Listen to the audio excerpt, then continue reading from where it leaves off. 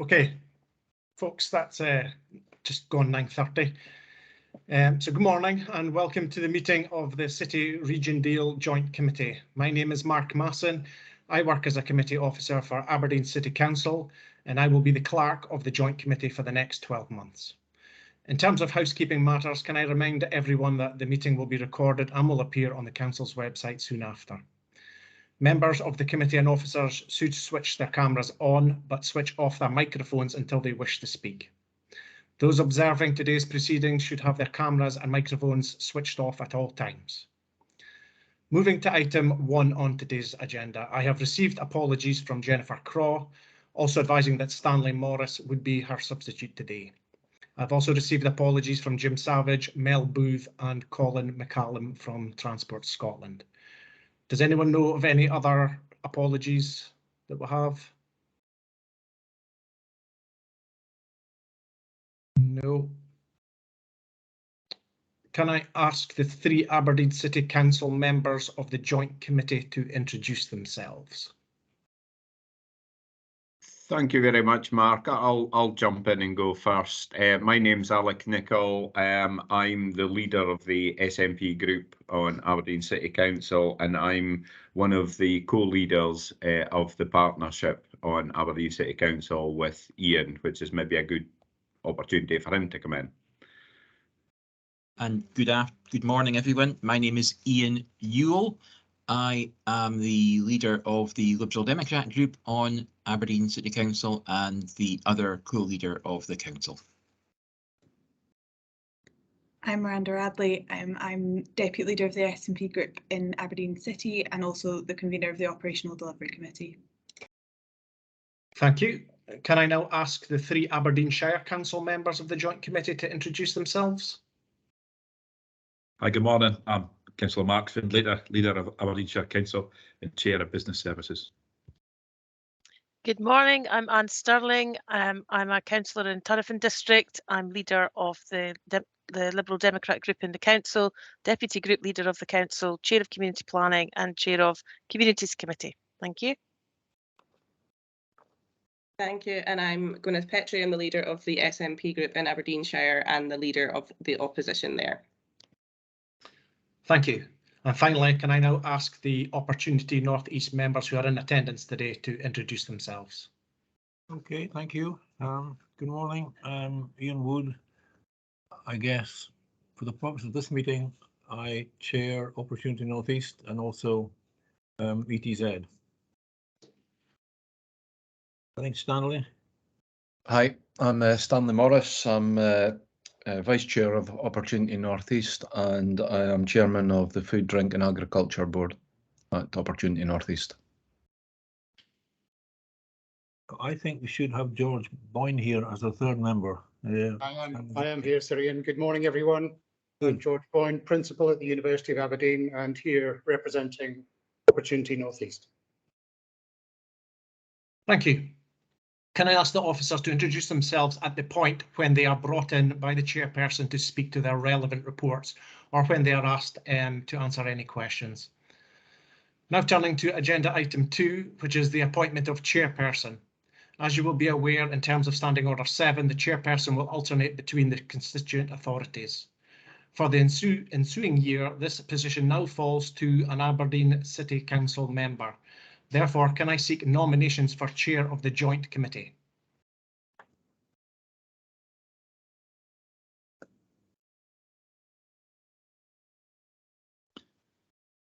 Yeah, Mark, I propose Councillor Alexander Nichol for chair and I seek a seconder.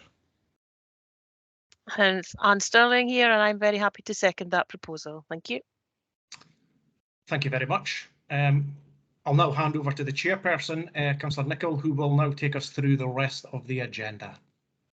Thank you very much, Mark. If I can then take us to item 3, which is the appointment of the vice chair, I would like to nominate Councillor Stirling to that position.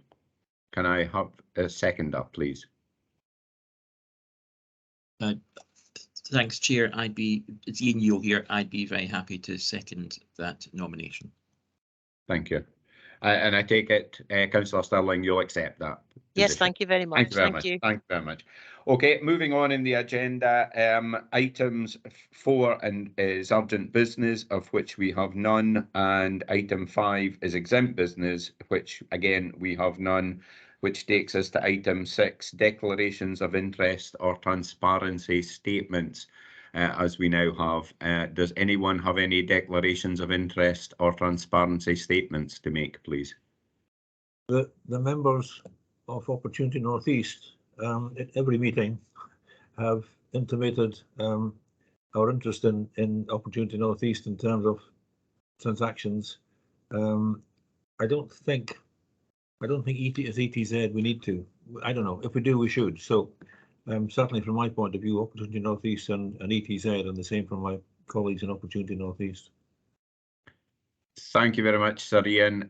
We'll maybe seek clarification from Mark or Richard on that for the future, just to tidy things up neatly. Thank you very much. Any other declarations of interest?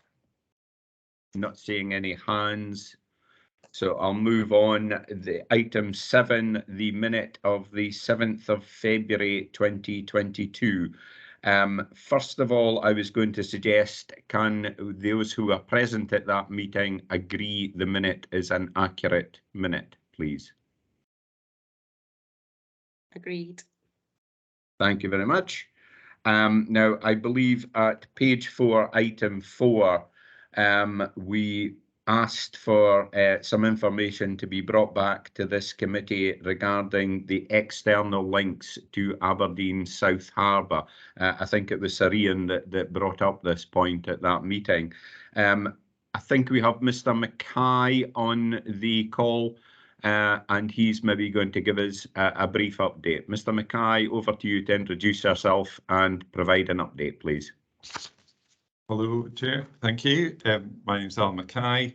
I'm the Roads Projects Team Leader at Aberdeen City Council. So, yeah, I can give a brief update as to where we are in the external links. So, last time at committee, the strategic business case had been approved and was with government and the deal to review. That has now been approved as of the end of March, with the agreement to release the next tranche of £1.2 billion of funding to progress the DMRB stages 2 and 3 and the outline business case for the Harbour Link Road. Immediately after that approval, documents were finalised and the tender process for appointing technical specialist advisors to assist the authority in progressing the project is underway. Those tenders have now been received and are being evaluated as we sit today, with the expectation that those advisors will be appointed within June and get underway with the next stages of the project.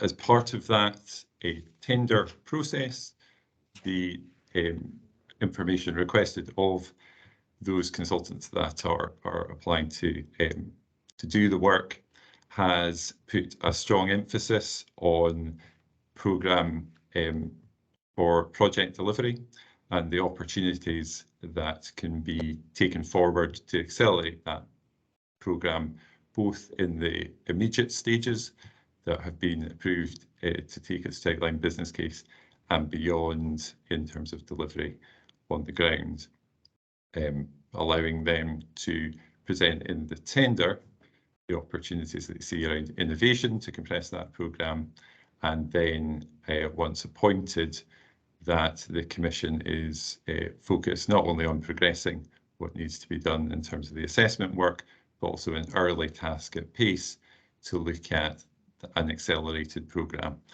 that will be reported back to yourselves at September Joint Committee, where there are opportunities within existing authorities. The project team will look to take them up. However, if there or things presented where we need instruction from yourselves or elsewhere, we'll also update that in September. So that's where we are currently. Can I ask for some clarification?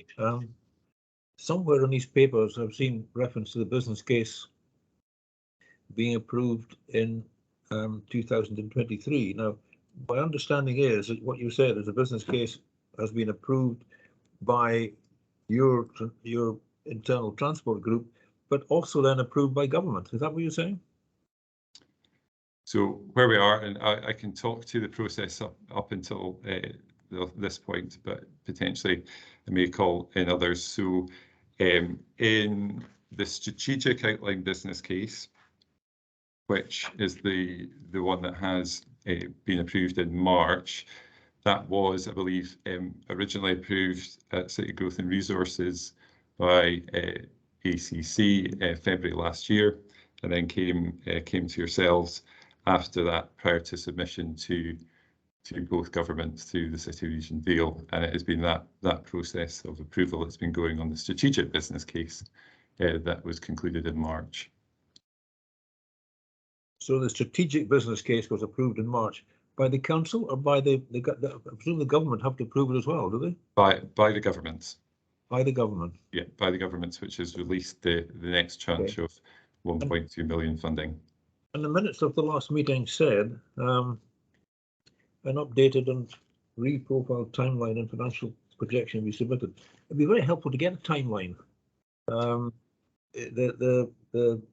Later on the figures, it's talking about 2026 as a kind of, it seemed to be, I hope, the kind of absolutely last ditch date. Can we actually get a timeline? I don't want a hugely detailed timeline, but can we understand what you guys are working to? So the timeline that I think you're looking for is that first task that the consultant technical advising support will be doing following appointment, and would be reported back in September, where we will be looking at the opportunities to compress that next stage programme with the work that they will be doing under DMRB stages 2 and 3, but also the full length of the programme to delivery and construction. Sorry, so we don't actually have a timeline right now. Is that what you're saying? We have the programme durations that are in the strategic business case just now, which I think are some of the dates that you're maybe referring to. But in terms of what has been said at committee before and where we are as a project, we're looking to, with those technical advisors once they're on board, over that programme, see if those timescales can be reduced given the imperatives around the benefits that will be realised from the project. So right now we're working to try and improve on 2026. We're looking to improve on the durations that are in the strategic business case. Can you clarify that? Is that 2026, please? So the strategic business case doesn't mention 2026. It speaks about the duration of the deal, and it gives specifics up to 2025 around the immediate stages. As I say, what we'll be looking to do in September is bring that whole project duration back to yourselves to show that final delivery of the project. So can we please get in the next meeting, September meeting, can we please get a timeline? That is the intention, to bring the timeline, yeah. Okay, and if I may, just my last comment. I mean, we're all very aware of the fact that we've now got Scotland more than twice the size that it was originally, well more than twice the size that it was originally, and an awful lot of interest in the successful bidders interested in working from Aberdeen, certainly working in this region. I mean, please, we have absolutely got to put maximum effort into the exercise you're doing on how do you try and accelerate it. Please have to put the maximum effort there. Otherwise, we're just not going to get the business. By 2026, people will be looking to do things. And and we absolutely must be on the ball and getting ready for them. Does a nod of the head mean yes? Sorry, I wasn't aware it was a question, but yes, certainly the focus, as I say, of the next part of the project is around how that programme can be accelerated.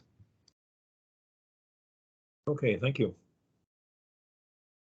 I have a sort of follow-on question to that, Mr. Mackay. Are we optimistic, I'll use that term, that we can substantially improve the timeline, or do you have a different position from that? Certainly, as we see it, there should be some opportunities. I think it is around seeing where the risks in those opportunities may be. And it's not to say that some of those opportunities may come with an increased cost associated with doing it more quickly, and potential other risks around delivery, with things needing to sequence that may or may not transpire in the medium to long term. But certainly optimistic there are opportunities there. I think the thing, I suppose, to appreciate is there are a number of third parties that will be involved in the delivery of it as well, and we'll be looking to engage them as part of this process, so that these can be coordinated as best they can. Okay, well, I'll look forward to your report in September as not only a local member and a member of this committee, but I would take the opportunity to express the view that I do think this project has to proceed at pace, because we are effectively looking at the South Harbour, a major development, beginning to open later this year, and the access route is going to be, as Sir Ian pointed out, absolutely key. And, you know, if we want to position ourselves for all sorts of other things, I think we need that road. And I think this committee will wholly endorse that position. But enough from me. Over to you, Councillor Stirling. I think you've got a question. Thanks. Yep. Thank you very much, and forgive me for playing catch up, but is it possible for us to see the agreed OBC, please, the outline business case? As I say, coming to this quite new, it would be helpful if we can have copies of the documentation to date, if that's okay. Thank you, Chair. Mr. Mackay, is that going to be possible? Yes, absolutely. I'm sure that can be circulated, the strategic business case and papers that went with it. Thank you very much. Thank you very much. Any further questions on this point? Not seeing any hands. Sir Ian, have you got anything more on it? You raised it, obviously. It was just to see if you had anything more. Yeah. No, I'm just going to completely back up what you said as well. I mean, very briefly, you know, Aberdeen's in a challenging position of transition, trying to get from oil and gas into the new activities. And we absolutely must have a real impact on the new activities, on the new businesses there. And that road is crucial to do that. We've got something like 70% of the new offshore wind projects are within, I think, 70 miles of Aberdeen. You know, so we're in a very good position, but we're not in a good position if we can't get the road working. Mm-hmm. Thank you very much. Okay, if there are no further questions, I'll move on then to item 8, the City Region Deal Quarterly Update. Mr. Sweetnam, do you want to introduce the report at all? Good morning, Joint Committee. I'm Richard Sweetnam. I'm Aberdeen City Council's Chief Officer for City Growth. This is a standing item on your agenda. It is the quarterly programme update, and rather than go through it line by line, I think myself and my colleagues on the call can maybe answer any specific questions that you may have on the programme. But it seeks to summarise all the interventions across the City Region Deal programme and just progress in terms of their delivery. Okay, any questions from members for Mr. Sweetnam or his colleagues? I think we've got a colleague from Opportunity North East, Lindsay McKenzie, should be here. Are you here, Lindsay? I am here, Serene, yes. Okay. Do we want to say anything about Seed Pod? I'm happy to, given that there's a recommendation, I think, on the paper, I'm happy to give a quick summary of the position with Seed Pod just now, if the chair would like me to do that. Yes, please. So, sorry, I'm Lindsay McKenzie, so I'm Commercial Director in Opportunity North East, and I'm also Project Lead on the Seed Pod and the BioHub innovation projects. Seed Pod received a contract price from our preferred main contractor earlier this year, which was unfortunately above the capital budget that's available for the construction project. This was mainly due to the impact of inflation that we've already seen in the construction market post-COVID, and also the risk element that subcontractors are building into in the current climate with increasing costs, uncertainty and lead times. Following detailed work by the project team, including relooking at the assumptions behind the original business case developed in 2018, it's become clear that due to these inflationary pressures, additional funding is going to be needed to build a seed pod that's capable of delivering the outcomes that are set out in the business case. However, it's also clear that there are further opportunities around high-value manufacturing, automation and decarbonisation, given the demands in industry in the current economic climate and environment that will enhance the outcomes that we can deliver through the Seed Pod project. As a result, the Seed Pod's business case is being refreshed to reflect both these additional opportunities and additional costs, and an initial review shows that the economic impact of these changes continues to stack up. The revised business case will be taken to the Food Hub NES Limited Board for approval in July before coming to Joint Committee and subsequently UK and Scottish Government as part of a change request for the project. Additional funding will need to be found from other public and private sector sources, and possible sources have been identified. To complete the seed procurement process and avoid any further delay to the project, our additional funding will be pursued in parallel with going through the City Region Deal change request approval process. And if the Joint Committee is in agreement, then we would ask that an additional one-item committee meeting may be required later this summer to approve this change request. Thank you very much indeed. I have a single question really on that and the additional meeting. Are we going to have an idea when that would be required, if it's required, or if it'll carry over to the September meeting? I believe we're looking at late July, early August time to really let us move forward with that procurement. Our hope would be to be able to get into procurement in September and sit and sign the contract going forward from there. We obviously wouldn't be able to put anything in place and sign up to any additional funding until we have that approval request through the committee. Okay. Any questions from members? So I guess we're just requesting, please, that meeting can go ahead if we're ready for it in time and not hold it up. That's my understanding as well. Yes, is that correct? Yeah, I'm seeing nodding heads. And sorry, Chair, if I come in on that. Yeah, so yes, and we'll pick it up with Mr. Masson at Committee Services in terms of getting a hold in place if it is needed. Okay. Thank you. Any additional questions?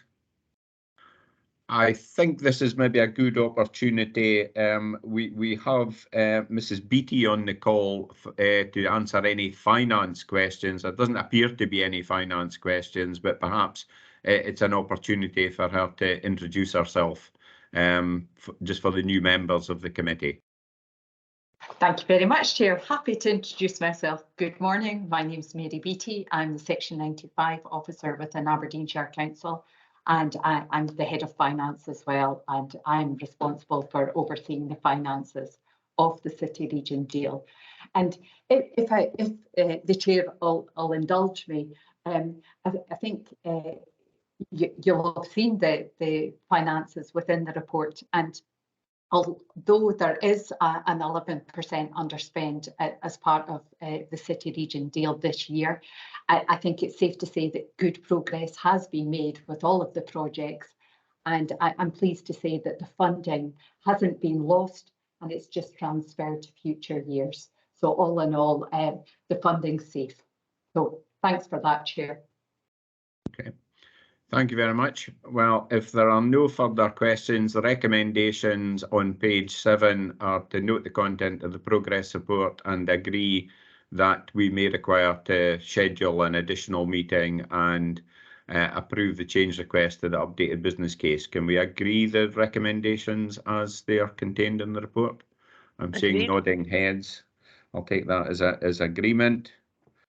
And we'll move on to item 9, the strategic transport appraisal. We have Mr. Finch. Do you wish to introduce the report, Mr. Finch? I'll have a brief introduction. I'll introduce myself first, if I may, Chair. My name is Paul Finch. I'm the Strategy Manager of the Regional Transport Partnership Nestrans, and Nestrans are part of the officer group supporting the City Region deal. The strategic transport appraisal element of the fund agreement was for a combined total of £7 million, the focus of which was on strategic development and then subsequently business case development of any schemes for following that phase of work.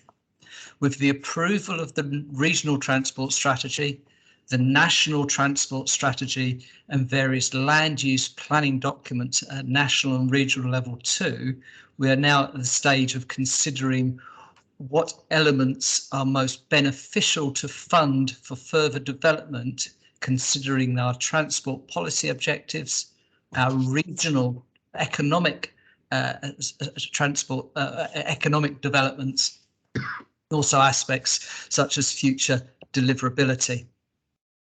We are proposing in this paper to concentrate on 6 specific schemes in the remaining 4 years of the deal, although the ongoing progression of these would be subject to a checkpoint review in a couple of years. The 6 proposals are to continue to update the case for change and the evidence base for improvements on the A90 North and the A952 north of Ellen to Peterhead and Fraserburgh, really trying to link up better the key major ports of our area. And obviously this also links with the ongoing work that's ongoing with the Green Freeport bid, for example. The second proposal was to progress to outline business case 2 key junctions on the Wellington Road corridor, subject that provides us with an option for Hareness and Suterhead junctions, the design preferred to be progressed along with the external links programme, which we heard from Alan Mackay at the outline business stage. The third proposal is to consider options for the rail freight yard at Craig Inches, which again sits within that energy transition zone master planning area and sits adjacent to Aberdeen South Harbour. The fourth proposal is to make use of the soon-to-be commissioned land use model to inform future strategic land use decisions for the development plans, the next development plans for the area, which will be being considered in subsequent years. And then there are 2 more innovative proposals. We call them sort of live lab proposals, where we would actually aim to do small scale implementation and learn the lessons from that in order to facilitate further rollout. One of these would be the commissioning of demountable regional hydrogen refueling facilities, which could help extend and encourage uptake of hydrogen heavy goods vehicles beyond the realm of Aberdeen City Council, and perhaps encourage that perhaps in the Peterhead area or the Inverurie area, for example, to be determined. And the second one was to implement a small number of mobility hubs, transport mobility hubs, which are facilities aimed at encouraging the uptake of sustainable travel, but it could be used in rural areas to support access to tourism, or it could also be used on the periphery of the city centre to support the city centre master planning aspects as well. So there are the 6 broad proposals, and the recommendation is to support the further development of those proposals in the next 2 years in relation to the Strategic Transport Appraisal Budget. And I'm happy to take any questions, Chair. Thank you very much, Mr. Finch. Questions for Mr. Finch? I'm not seeing any hands. The recommendations that Mr. Finch refers to are on page 29. Can we therefore agree those recommendations? I'm seeing nodding heads again, so I'll take that as agreed. That takes us then to item 10. For those that are using the online, it's the additional paper that was provided, the annual report. Now, I'm advised there is a small typing error in the annual report. It's on page 10. The correct figure should be 1 billion and not 100.1 billion. A slight difference. The decimal point found itself in the wrong place. It is corrected in other parts of the report. But just to point that out, it has been picked up and will be corrected. Do you want to take us through that, Mr. Sweetnam, or? Just by way of a preface, Chair, this is the annual report that adheres to the format required by both the UK and the Scottish governments in terms of their monitoring and evaluations of all the city region deals and growth deals.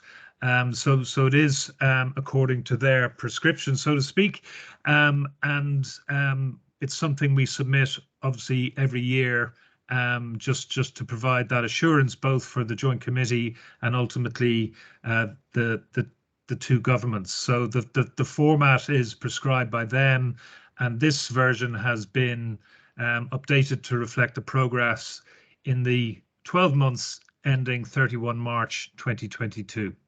And then if the Joint Committee endorse and approve it, we will then issue the final version to both Scottish Government and the UK Government.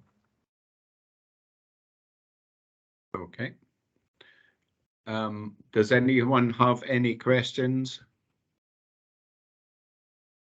I'm not seeing any hands. So can we agree the recommendation to endorse the report? Agreed. Agreed. Thank you very much. We'll just change back. Always interesting when these are on different additional documents. And that takes us then to item 11, the Memorandum of Understanding on Housing Progress Update. I have Mr. MacLeod. Mr. MacLeod, would you like to introduce yourself and give us any update on the report? Sure, thank you, Chair, and good morning, committee. My name's Ali MacLeod. I'm a Housing Strategy and Building Standards Manager at Aberdeenshire Council. The update is fairly similar to previous committees. It's comprised of 2 parts. Firstly, there is a confirmation of our 5-year agreement between the Scottish Government and both local authorities around the levels of affordable housing grant that have been provided in 2016. And this totaled £130 million. Over that 5-year period, we managed to access £200 million across the 2 local authority areas to significantly inject additional affordable housing supply to the area. And in the previous 6th year of that agreement, I suppose we've particularly in the city, there's been significant levels of affordable housing development to access a further £66 million of grant in total. And over the coming years, there is an allocation of approximately £225 million of grant to the 2 local authority areas, which does reflect, continued commitment from both locally and both from the Scottish Government around this area. The second part of the update reflects the Housing Infrastructure Fund, the £20 million that had previously been allocated towards the city region, and this has, as members will be aware, fairly challenging to access. And we have had ongoing discussions and continue to discuss with the Scottish Government a couple of sites in particular that may prove fruitful in this regard. The Scottish Government has confirmed a new and updated housing infrastructure fund for the coming parliamentary term, and it may be that any projects do come through this, but it's fairly similar to what has gone previously. So we continue to work with the government on the delivery of those sites, and with the possibility of trying to access some of that bespoke infrastructure funding. But happy to take any comments or questions from the committee. I just wondered, Mr. MacLeod, if it was worth just giving us a couple of sentences on what the HIF is and why it's being difficult to access. I'm thinking more for some of the new members who may not be totally familiar with it. I actually know about it because of a project in my ward that I tried to use that funding and was unsuccessful, but I think it would be helpful maybe. Yeah, so the origins of the Housing Infrastructure Fund go back to around 2015, when we worked together with the private sector and the local housing associations to identify what the barriers were to delivery of affordable housing in the area. And what came back quite strongly was the delivery of infrastructure to open up sites, particularly larger sites of strategic importance. So the Housing Infrastructure Fund was conceived on that basis, that it would be there to unlock difficult sites and help to de-risk things somewhat for the private developers. It has proven quite challenging to access for a number of reasons, really. The nature of the funding has proven difficult because we've really had a requirement to have everything lined up in terms of all our approvals and our funding, but in a way that has not allowed us to. What the challenge with that has been, that you've really had to have the funding in place before you can take your project forward, but it's been a bit of a catch-22 for everyone. If you've not got your funding in place, you can't actually bid towards the HIF. So that has proven quite difficult. For the challenge privately has been the loan rate, the interest rate has not been as attractive particularly for the larger house builders. Maybe more so for some of the smaller and medium-sized ones, but it's just the interest rate hasn't been as attractive, so they've not taken up much of an interest across the area, really, despite some efforts to promote the fund. And we have put forward a range of sites across both local authority areas, and haven't really been successful in any of those landing. And we have tried different angles and whatnot, but it's just proven quite difficult, despite, I think, our best efforts. Thank you very much indeed. Any members have questions for Mr. MacLeod? I'm not seeing any hands or indicate. Oh, I've got a hand from Councillor Sterling. Thanks. Yeah, thanks very much. Really, Ali, I think there is a meeting in the near future with Scottish Government again. Is there a new tack being taken? Have we got any new information to put forward? And I wonder what discussions we've had, or I know what we've had, but are going to have about actually unlocking constrained sites in the E90 corridor, for example, because we don't have infrastructure from Scottish Water. So is all of that being fed into these discussions as well? Because we do have a lot of constrained sites because other organisations, national organisations, have not taken plans forward within their own strategic planning. Thank you. Yes. Thanks, Councillor Sterling. The A90 corridor has been constrained particularly due to wastewater treatment work constraints and the capacity of the water system basically from the Bridge of Dawn area up to Peterhead, for a number of years, and we have got some large sites that could have come forward but haven't been able to do so yet because of that. So we have put those forward for consideration as part of this fund, but because the responsibility sits between developers or landowners and Scottish Water, that is not proven successful. So yes, that'll continue to be reflected, and I think that we need to take a wider look at these as part of the new HIF that's now available for all local authorities to look at. So yeah, those issues will continue to be fed into the mix. Thank you. And Chair, if I might come back, I just wonder if that's something that this joint committee might want to pursue as well, to try and get some infrastructure unlocked in terms of these national organisations. Thank you. I quite agree. That's maybe one for the officer to take away and feed back in an appropriate point. Any other questions for Mr. MacLeod? I'm not seeing any hands.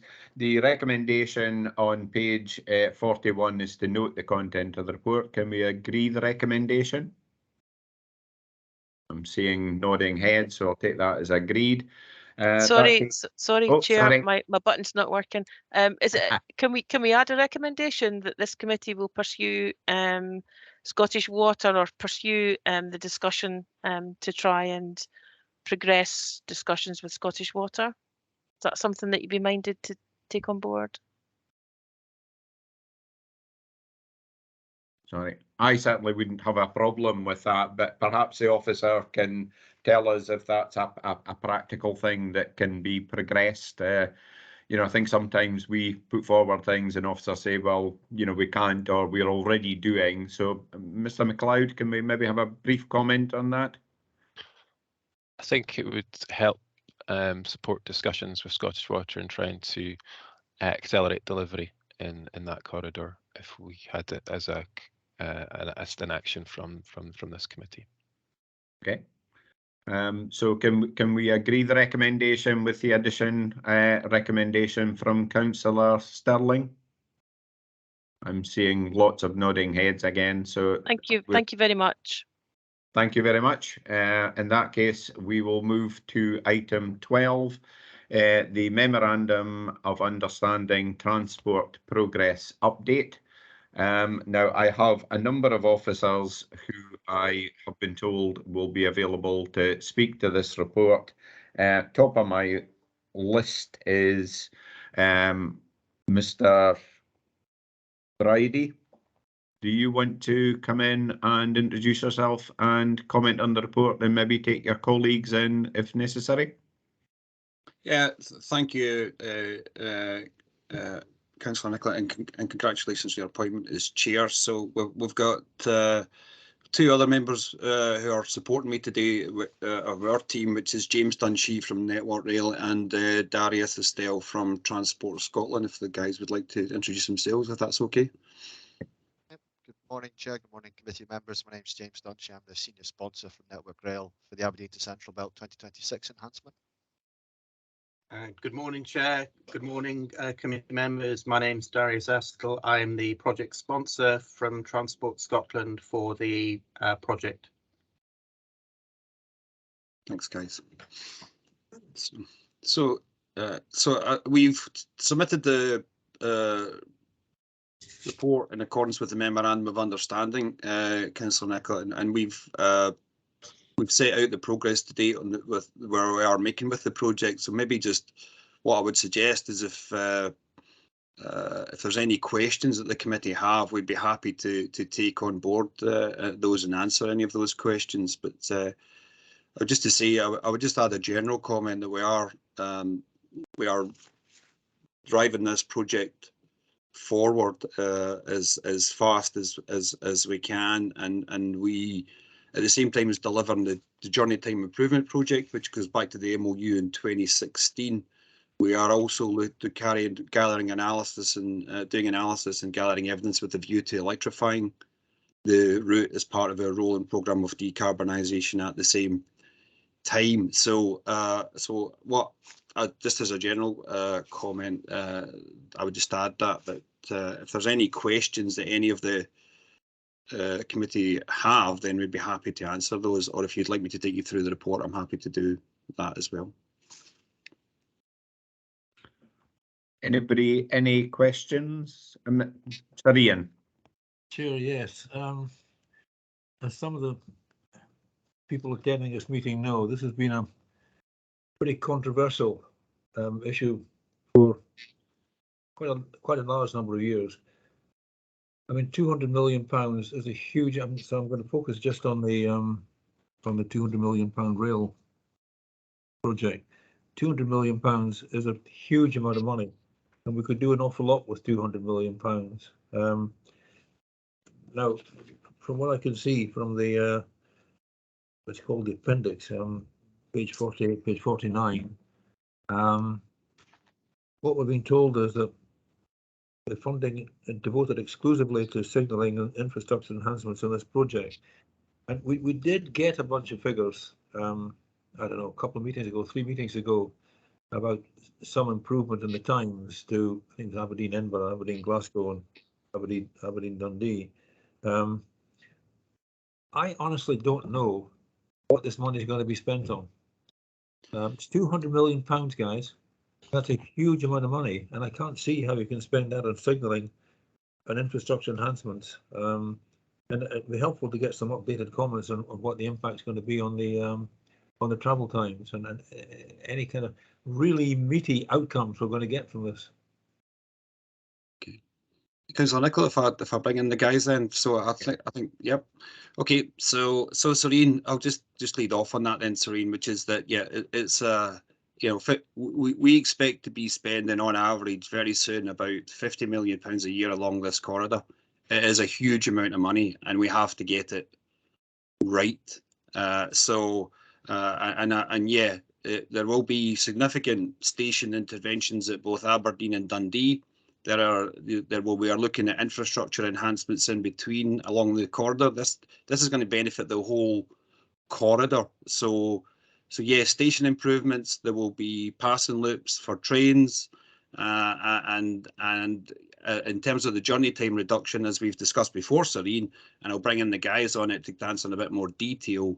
Is you know the targets, which is 20-minute reduction to Edinburgh, 10 minutes to Glasgow, and the average journey time between Aberdeen and Dundee getting brought down to about 1 hour 10 minutes. So I think I'll bring in the guys to speak to it in a bit more detail, so you can understand a bit more of what's happening in the background. But just to remind you, Serene, that Mr. Day, the previous Transport Minister, was and has been on visiting the depot locations for contractors, visiting advanced ground investigation work that's been getting carried out.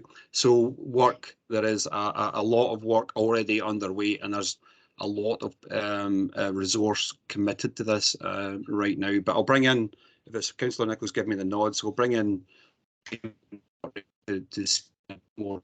If that's okay, please, and he can talk to those points. James.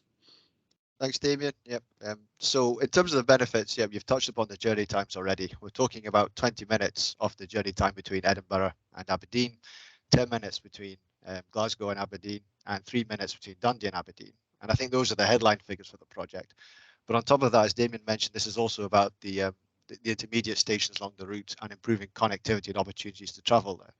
So at the moment, I think there are some slightly absurd situations where if you're travelling, for example, between Lawrencekirk and Carnoustie, you have to change twice. It's challenges like that we're seeking to overcome as well, in order to encourage modal shift back to the railway and offer people better connectivity to opportunities and for travel to the Central Belt.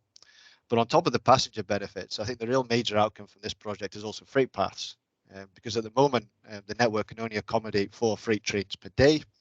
And we recognise that there is, in fact, a lot of demand in the northeast for additional paths to be opened up. So, for example, Baxters and Walkers, you've got refrigerated trains that they could be using. You've got West Fraser Timber. There's a lot of intermodal freight that really does feed into this.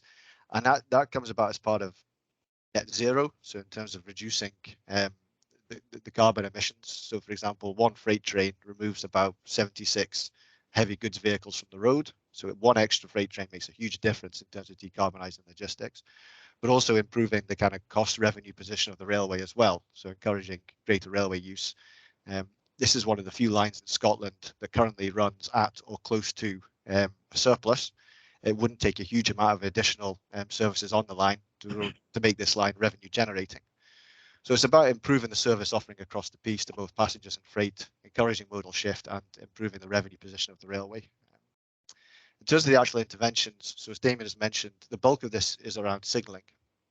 At the moment, what you've got along the corridor is very antiquated absolute block signals, which are the kind of mechanical semaphores that you're probably used to seeing from railway sets and the like. They're very old equipment installed up to 100 odd years ago. And these prevent trains from running close together. So you can have sections of up to a mile long with only one train in that section and no other train can come into it. We're talking about introducing new digital signalling, track circuit block signalling that will allow trains to run much closer together, which allows you to travel at faster speeds, and it allows you to introduce more service along the corridor at the same time. So signalling is one part of that. Another part of it is freight loops. So this is actual sections of new track that allow faster passenger services to overtake slower running freight services. Because at the moment, if you wanted to run the faster trains, you simply come into a conflict in the timetable whereby you couldn't run the freight trains. So for one to improve, the other has to suffer. Whereas if we introduce these new freight loops, that allows us to overtake the slower running freight services at the same time. And the final part of it is the interventions at stations. So we need to be introducing longer platforms in order to be able to accommodate longer ScotRail services, but also a number of crossings and switchings at stations, which allow for trains to arrive and depart from the station simultaneously. So for example, at the moment, if you have a train trying to depart from platform 1 at Aberdeen, that could be held up by a train coming into platform 2, whereas with new switches and crossings, you prevent that conflict from occurring.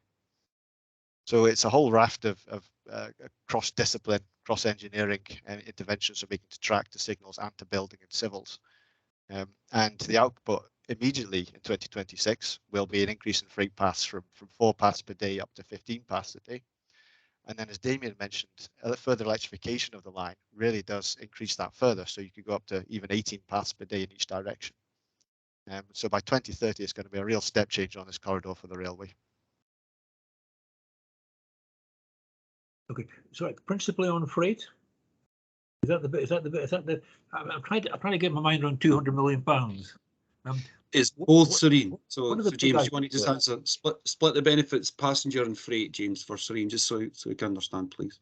Yep. So for passenger wise, as I say, it's those journey times: 20 minutes Edinburgh, 10 minutes Glasgow, 3 minutes Dundee. It's additional stopping services along the route, so there'll be more regular half-hourly services end to end, and it is the increase in freight paths as well. And this is just a stepping stone towards 2030, where you could potentially be bettering those journey times, because electrified rolling stock has a faster acceleration profile than diesel rolling stock. So you might get further journey time benefits, but also further increases in freight paths as well. Is this the rate of spending existing across the UK? £50 million a year on a whole range of things like this. Is that what it's costing us? Across the UK, I mean, significantly bigger, typically. I mean, for example, the electrification of Edinburgh to Glasgow in the last control period, the expenditure rate was about 100 million a year in the final years of delivery. It is an expensive business, there's no doubt about it, and we are working constantly to make this more and more efficient. So, for example, some of the benchmarking on this project, the signalling rates, so we use unit rates to estimate the project costs. These are looking at about half of what we'd expect to see in previous projects. In addition, by this stage of development, I'd have expected to have incurred about 10% of the final cost on development and outline design, and we're running at about half of that. And much of that is being driven by, well, two things. So the first is the project scope has emerged out of a timetable-led exercise. So all too often with a project, you start off with an intervention in mind and you work it back to the benefits. Whereas we started off with a remitted train service. We're trying to enable these journey times and these freight paths. What are the minimum interventions we need to do that? So we started off with a minimal viable product, really.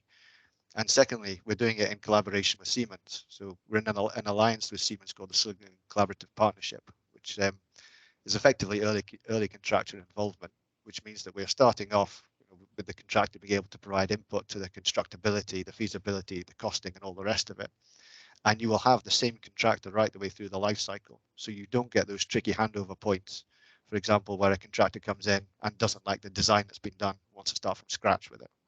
And we will have a much smoother flow throughout the project life cycle. So I am confident, yes, we will probably be spending the full 200 million, but it will be done in the most efficient and effective manner possible. Is that over 4 years? By 2026, yes. So that's the plan, Serene. So there's no change to the commitment under the MOU. And as James says, we're driving the project forward as efficiently as we possibly can. And we will be looking to maximise. I know it sounds like, well, somebody may sound like sound bites, but we will be looking to maximise the benefits of this investment at every opportunity as we move through. That is the commitment of the Scottish Government to this project and other projects.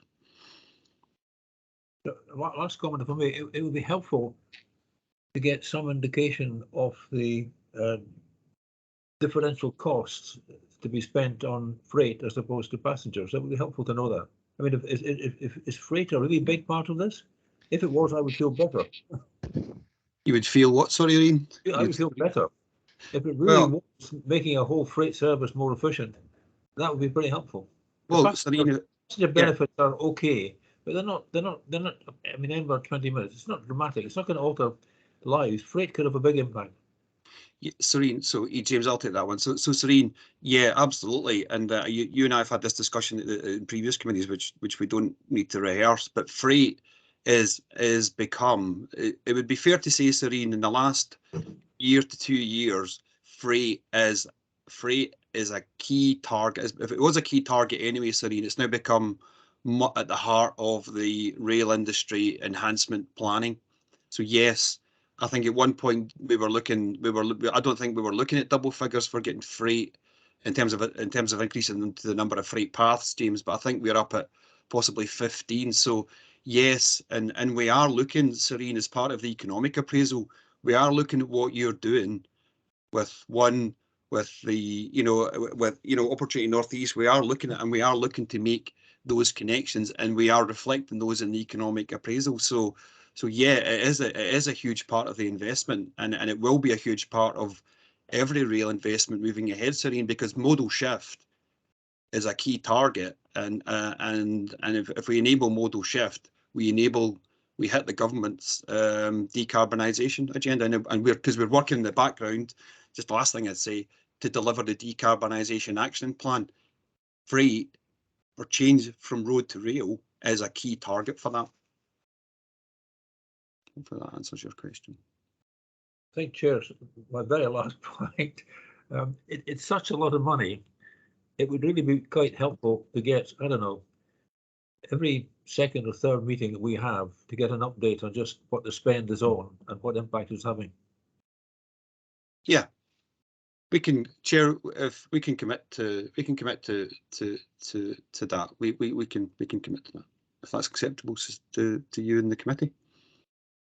I think that's an excellent idea, because if I could just jump in, I must admit 4 freight trains is a surprising figure. I thought it would have been higher, to be honest.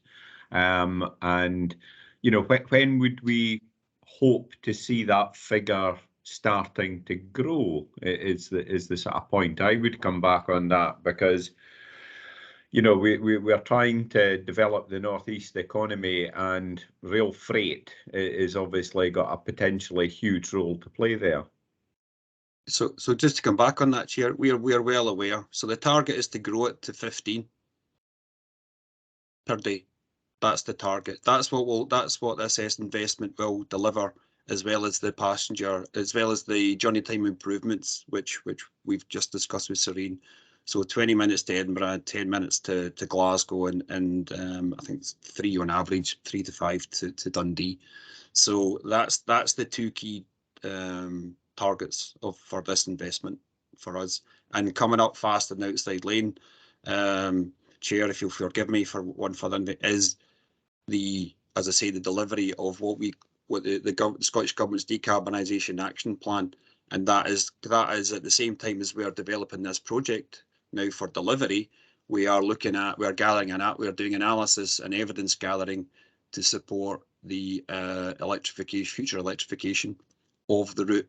And the aim would be not only to electrify the route, but also the aim would be to introduce zero emission rolling stock along the route as well. So I'm taking it back to where Ian was earlier with one of my council colleagues, which was we understand, we are very clear on the importance of this investment to the northeast. Chair, please be assured of that, and we are looking to make connections with the work that you are doing in the northeast, and we are listening carefully to that. Could I just add briefly on the freight point as well? So we've had engagement with the Chartered Institute of Logistics and Transport. We've talked to freight customers and users in the northeast, and we know at the moment that there is demand for a further 8 paths per day. So we've got 4. We know that there is pent-up demand to get to a total of 12. And as Damien says, by 2026, we'd be enabling up to 15 paths. So we think that in 2026, it might not be an immediate rush, all those paths are used, but you're going to see far more being used. And then as things like the green freeport status kick in, as sustainability policies and various other initiatives come in and companies are incentivized to decarbonize their transport, then we think the demand really is there. Capability, Chair, that's what we're going to be introducing. So we've got capacity for future demand growth. Okay, I've got a hand up from Mr. Finch.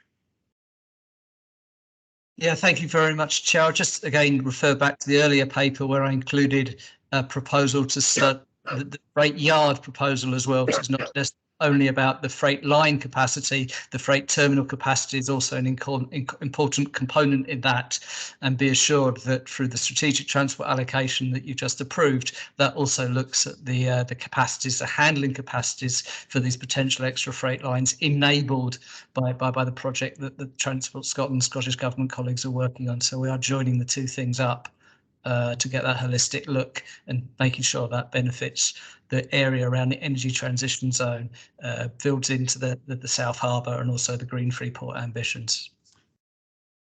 Okay, thank you very much. I've got Councillor Stirling. Yeah, thanks very much. And Paul really's touched on, I think, the response to one of the points I was going to make, and that was how are other strategies and other pieces of work, both current and emerging, going to fit in with this particular project? And I'm thinking particularly of connectivity beyond the city. Really, and even beyond the freight yards that Paul's mentioned, because I think the onward delivery of the freight, and if we're increasing from 4 to 12 or 15 per day, there's going to be an impact on the rural network as well. And in terms of passenger trains, I wonder if the digital capacity, for example, has been looked at to encourage the ability to be able to work on these reduced time routes.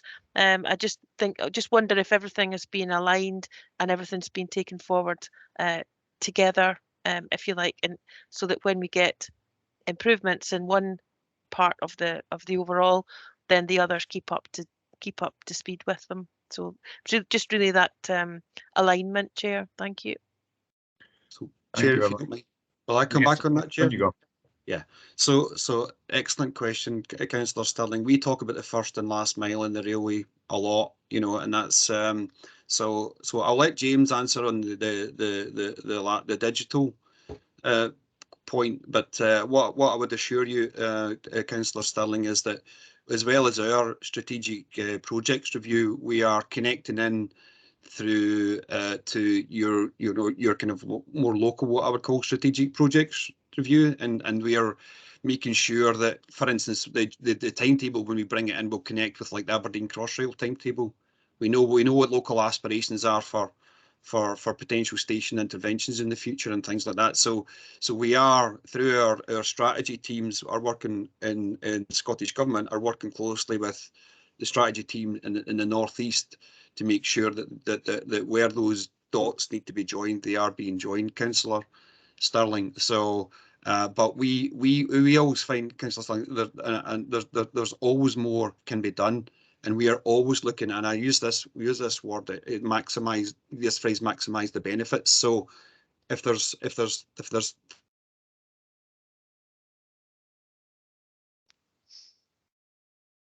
Well, we appear to have frozen there, or certainly on my screen. Am I back?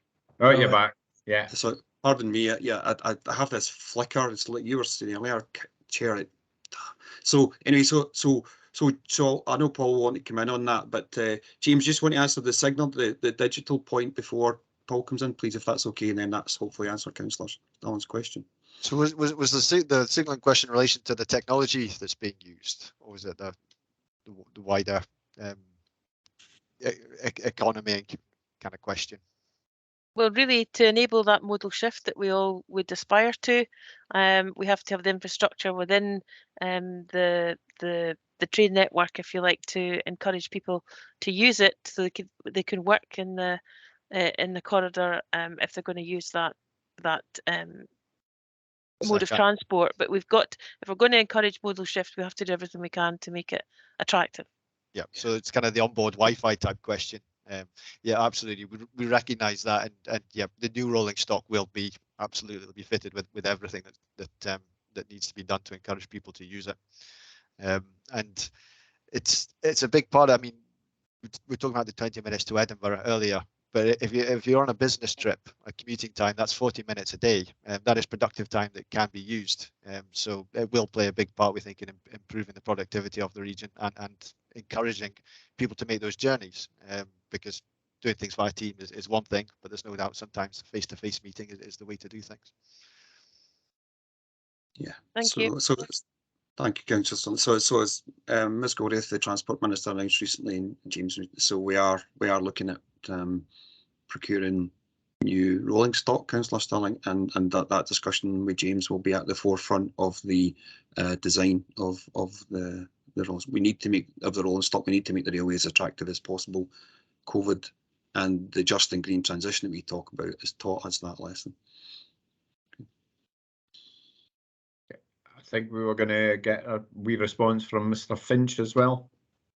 Yes, thank you, Chair. Thank you for the question, Councillor Sterling. Just to provide that assurance that Nestrans and its partners have regular conversations with all the rail operators, quarterly reviews, and other to again anticipate their investment, to influence their investment and respond to their investments, possibly via station transport plans, via lobbying for accessibility improvements, perhaps at Inch or other rural stations, and also ensuring that the accessibility issues like at Lawrence Kirk going southwards are fully put up in these timetabling arrangements. So we have a good and deep understanding of where they are going, and also trying to anticipate how we can then reflect that in our regional and local transport strategies.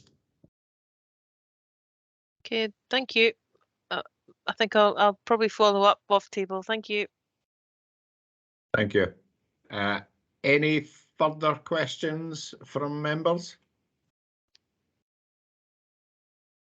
I'm not seeing any hands. The recommendation at item 2 on page 47 was to note the report, but there's also been a suggestion that we perhaps get an update maybe in 2 cycles time. I wonder if we could include that in the recommendations that officers say that can be delivered. Can we agree the recommendation with that additional point? Agreed. So, Ian, you put your hand up there. Did you want to come back? That was me agreeing. Oh, sorry. Thank you very much. Thank you very much. That takes us then to AOCB. Has anyone got any points they wish to raise, please? I'm not seeing any hands, so in that case then we have concluded our business. Thank you everybody for attending. It's maybe taken slightly longer than normal, given that we've had to put names to faces and faces to names, but hopefully that helps for the future. and people will actually obviously be able to interact more readily with the officers out with meetings if they've got any queries. Thank you very much, everybody, for attending, and we will hopefully see you soon for an additional meeting that may be required in order to progress matters during the summer ahead of our September meeting. Thank you very much. Thank you very much, Chair. Thank you. Thanks. Cool.